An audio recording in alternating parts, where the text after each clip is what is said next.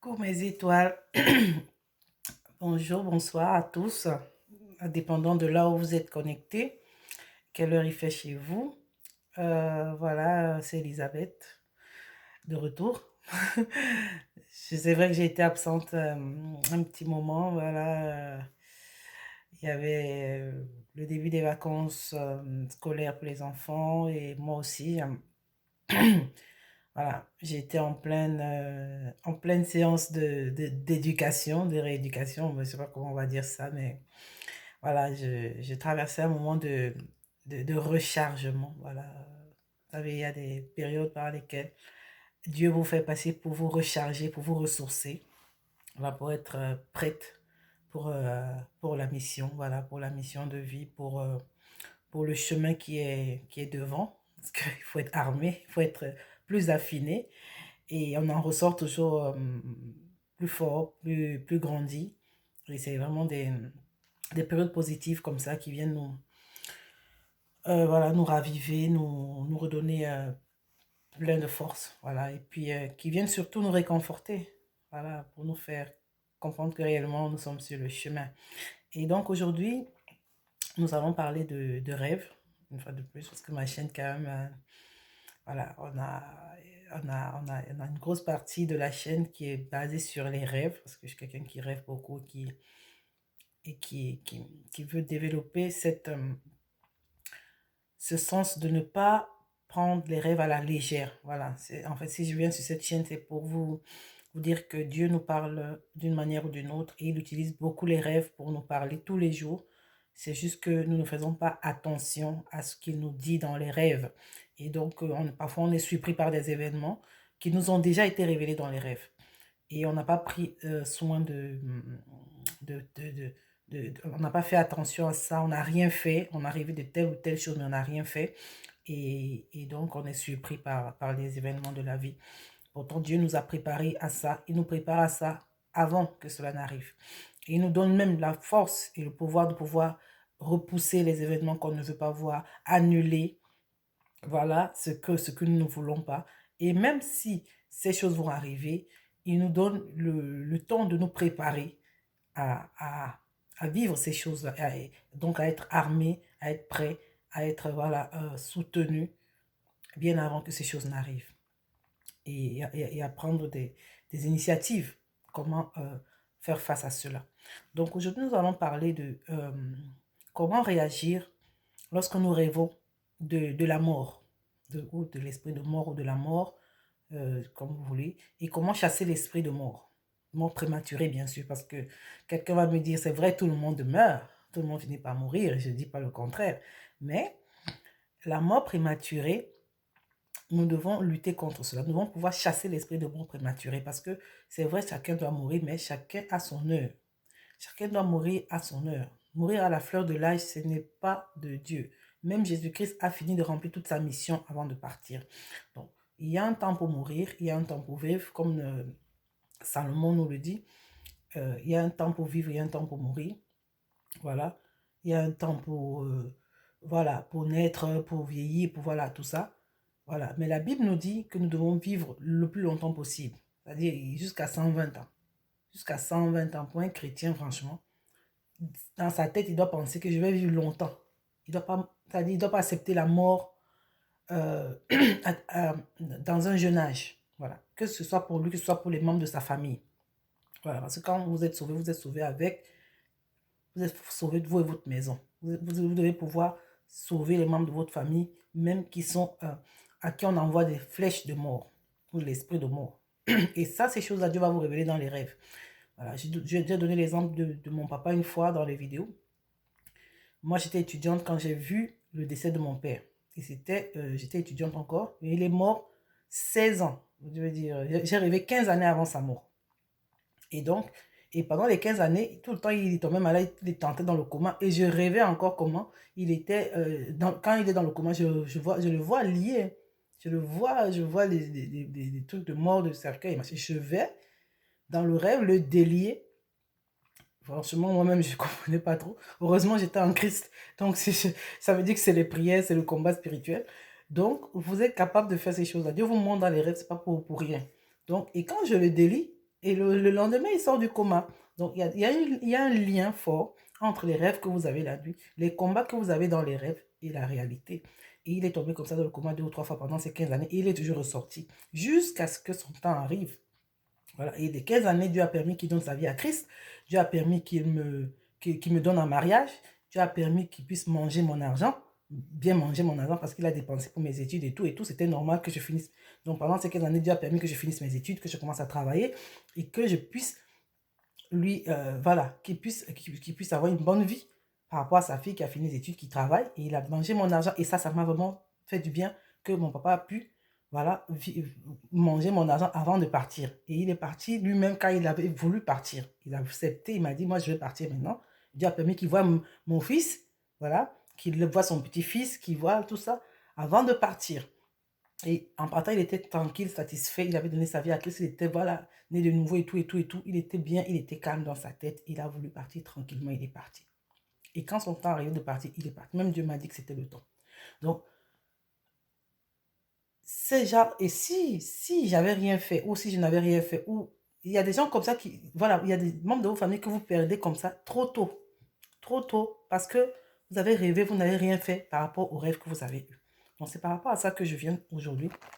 Voilà l'introduction, je suis dit à 6 minutes. Et voilà, il faut que je commence là parce que sinon, je vais vous donner quelques rêves. Voilà, que si vous avez ces rêves-là, vous devez vraiment chasser l'esprit de mort. Vous devez vraiment vous lever dans la prière, dans le combat spirituel pour pouvoir chasser cet esprit loin de vous et de vos familles respectives. Donc, je vais essayer de voir si je peux terminer aujourd'hui. Sinon, je vais faire une deuxième vidéo. Il y aura une partie 2 pour des types de rêves et puis les versets que vous devez appliquer pour pouvoir prier, pour chasser l'esprit de mort après avoir rêvé de cela. Donc, le premier rêve que vous allez faire, si vous avez déjà fait, et que ces rêves-là, quand je vous donne les rêves, s'il vous plaît, c'est les rêves qui reviennent répétitivement, de façon répétitive. Voilà. Si vous avez un de ces rêves plusieurs fois, le premier rêve, si vous voyez mort dans le rêve, vous voyez couché, étalé, mort, vous-même, vous voyez mort fréquemment, quand je dis régulièrement, il faut que ce soit répétitif, ce n'est pas une fois seulement. Même les gens qui sont morts là, Dieu les a montrés plusieurs fois, ils se sont vus morts plusieurs fois. Oui. Peut-être au début ils ont refusé, après quand ça revient plusieurs fois, parce qu'ils sont déjà morts, ils ne peuvent pas revenir pour vous dire. Sinon, si vous voyez plusieurs fois mort dans le rêve, ça veut dire que l'esprit de mort est autour de vous, tourne autour de vous. L'esprit de mort, l'esprit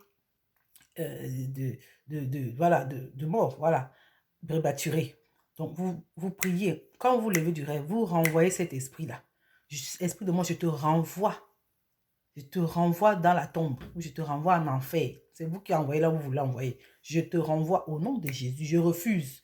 Vous priez contre cet esprit. Voilà, ça peut être l'esprit de... Parfois aussi, l'esprit, ça va se présenter comme l'esprit de mort, ça peut être l'esprit de destruction, pauvreté.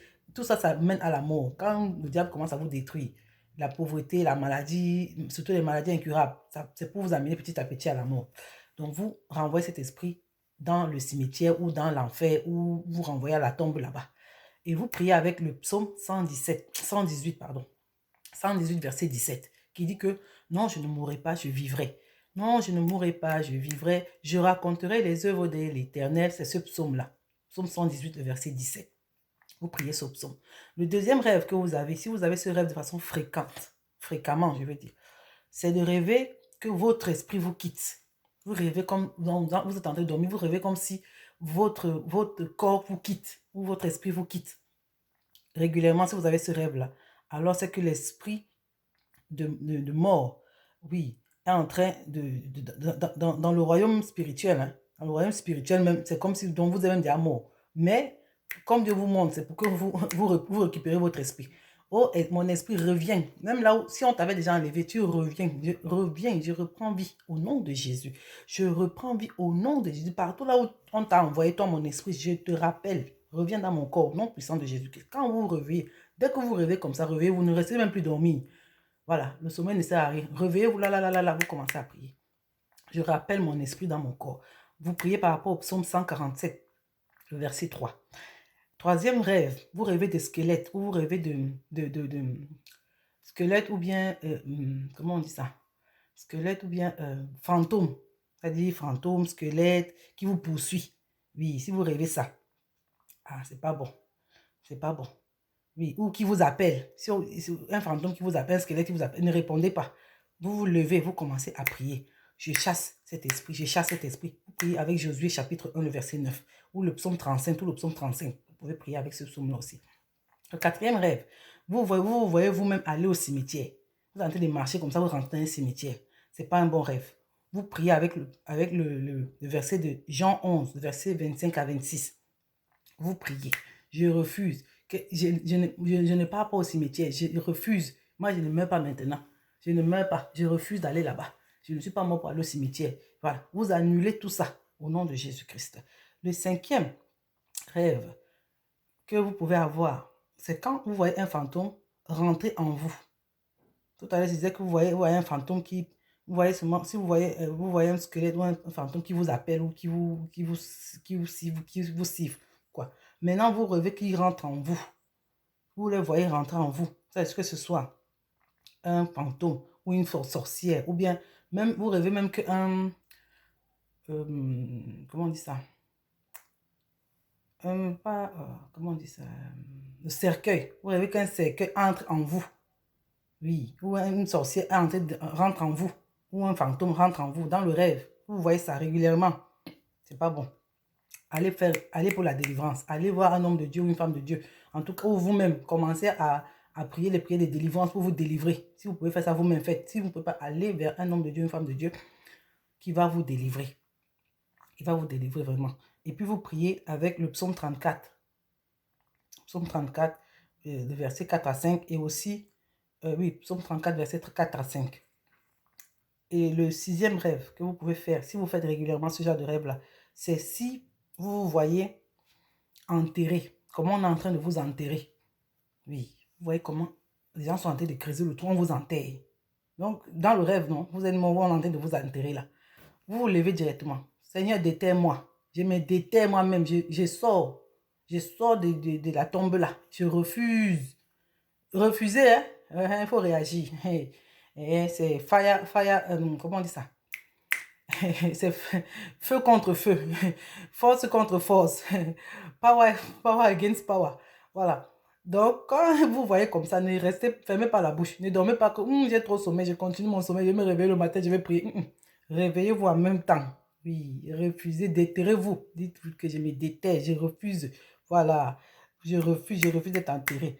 Vous priez avec le psaume 49, le verset 15, ou le psaume 33, le verset 19. Les deux psaumes-là. Si vous n'avez pas eu le temps de noter, vous pouvez regarder la vidéo encore et noter les versets. Vous priez avec ces psaumes-là. Oui. Déterre-moi, Seigneur, déterre-moi. Déterre-moi. Et moi, je vais vivre pour déclarer les œuvres de l'Éternel. Voilà. Le septième rêve que vous pouvez faire, ou que vous avez déjà eu à faire, ou que si quelqu'un vous a déjà expliqué qu'il a déjà fait le rêve là, vous pouvez aussi lui donner les conseils. Oui, c'est si quelqu'un est en train de vous asperger le sable, vous lance le sable comme ça sur vous. C'est pas bon. C'est pas bon. C'est les flèches de la mort. Il vous envoie comme ça l'esprit de mort. Oui, il vous envoie le sable. Il vous jette le sable sur vous. Dans le rêve, hein. Je parle du rêve, bien sûr. Donc, c'est des flèches de mort, flèches de maladie. Oui, c'est pas bon. Donc, voilà. Ça veut dire que quelqu'un allait quelque part faire des choses pour que vous soyez mort. Oui, il a dit que c'est Dieu vous montre seulement comme ça parce que quelqu'un allait quelque part faire du mal pour que vous voyez mort.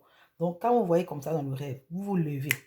Ah Seigneur, non, je ne mourrai pas, je vivrai. Je raconterai les œuvres de l'Éternel. Je ne mourrai pas.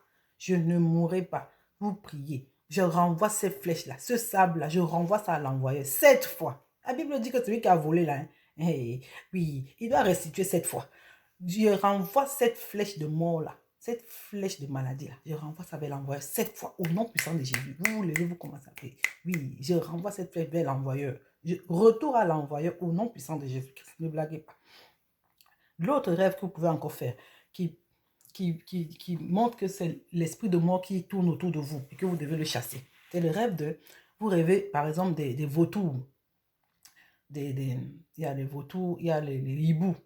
Les hiboux, les vautours, les chauves-souris. Vous rêvez de ces animaux-là. Ou vous les voyez physiquement, c'est-à-dire réellement dans la vraie vie, quoi. Surtout quand vous êtes malade. Si vous êtes malade, déjà, c'est-à-dire bien malade, quoi. Et vous voyez un hibou, ou vous voyez un vautour, ou vous voyez une chauve-souris. C'est pas bon. Ce n'est pas bon du tout. Que ce soit dans le rêve ou dans le physique. Vous voyez ces choses-là, c'est pas bon. Donc, vous devez chasser l'esprit de mort. Parce que c'est en train de tourner autour de vous comme ça. Vous chassez l'esprit de mort. Vous chassez l'esprit de mort. Cela représente la personne qui veut vous tuer. Quand vous voyez l'animal comme ça, là, c'est la personne qui veut vous tuer là qui a pris la forme de l'animal. Donc, vous envoyez le feu sur l'animal en question. Le feu du Saint-Esprit. Oui, que ce soit en rêve ou physiquement. Je t'envoie le feu du Saint-Esprit. Le feu. Tu vas mourir à ma place. C'est toi qui mets à ma place au nom puissant de Jésus-Christ. Puis, je t'ai rien fait. C'est toi. Comme tu veux me tuer là, c'est toi qui vas mourir à ma place. Au nom puissant de Jésus-Christ.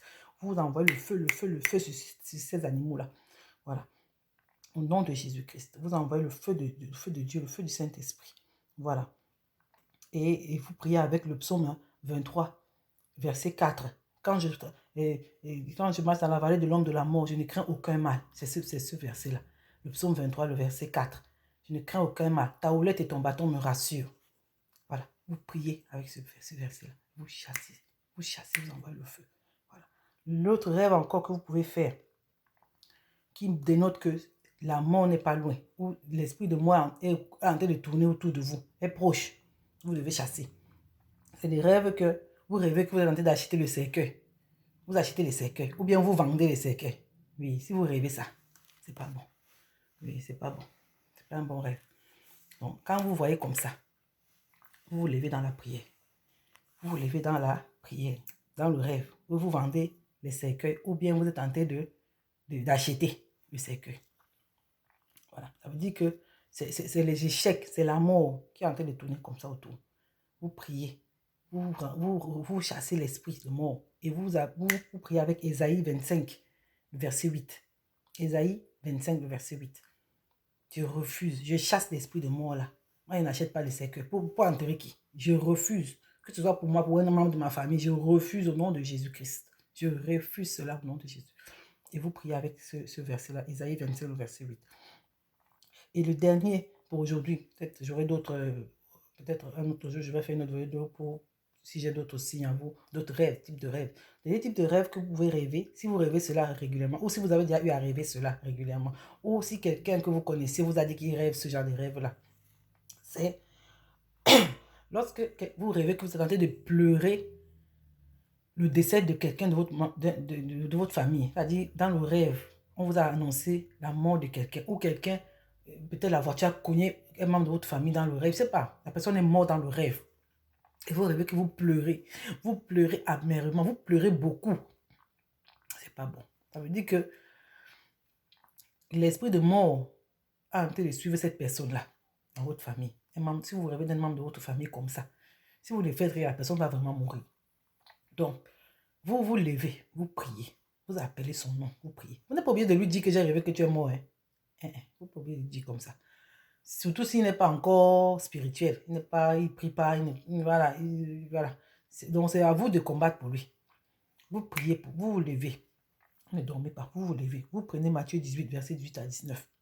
Il y a aussi Luc 10, 19. Même Ésaïe 54, 15. Vous allez ouvrir les versets là. Vous priez. Vous chassez l'esprit de mort. Parce que vous dites, parce que je suis né de nouveau dans cette famille, parce que je suis spirituel, parce que Dieu m'a montré, parce que je suis dans cette famille-là, l'esprit de mort n'entre pas, je refuse, vous avez le droit. Oui, parce que vous êtes dans votre famille. Il dit que, la Bible dit non, que si tu crois, tu seras sauvé, toi et ta maison, toi et ta famille. Donc, si vous êtes sauvé, c'est pour que votre famille aussi ne souffre plus. Donc, les membres de votre famille, si l'esprit de mort les poursuit, vous avez le droit de dire non. Si vous dites non, ils ne peuvent pas toucher les membres de votre famille. Oui. C'est pour ça que Dieu montre à vous. Dieu vous montre ça à vous parce qu'il sait que vous pouvez bloquer. Donc, vous vous levez, vous priez pour que cette personne-là ne meure pas. Vous refusez, que moi j'ai refusé. Je refuse. Et vous priez avec ces versets-là. Et vous allez voir que même si cette personne-là va tomber malade, elle ne va pas mourir. Cette personne-là va même peut-être faire l'accident, elle ne va pas mourir. Quand tout ce qui va arriver, la personne ne va pas mourir. Voilà. Donc, c'est à vous de vous lever. Donc, c'est pour ça que je faisais cette vidéo aujourd'hui. Vraiment, pour vous aider vraiment à prendre conscience de ça. Parce que Dieu vous parle. Dieu vous parle. Dieu vous parle. Il vous donne la force d'éloigner l'esprit de mort loin de vous. Donc, c'était tout pour aujourd'hui. et que Dieu vous bénisse. J'espère que ça va vous faire du bien à quelqu'un que vous connaissez. Bisous, bisous, à plus.